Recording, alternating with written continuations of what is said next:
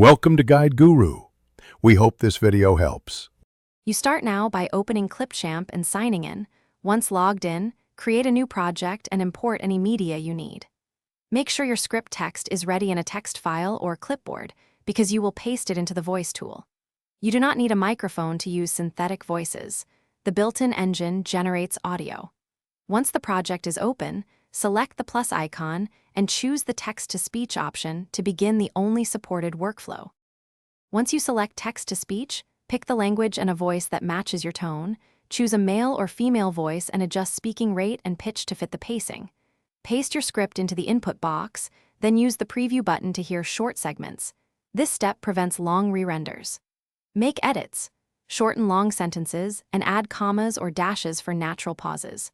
When satisfied, press Generate to create an audio clip that appears in your project timeline. After generation, drag the TTS clip into your timeline and align it with visuals or subtitles. You can trim and add fades. Use Clipchamp export settings to render audio only or full video at your chosen resolution and bitrate. If generation fails, first clear the browser cache or restart the app, then update Clipchamp to the latest version and try again. Network issues can block voice synthesis, so make sure you have a stable connection. If needed, shorten the input. Thanks for watching. Consider subscribing if we helped you today.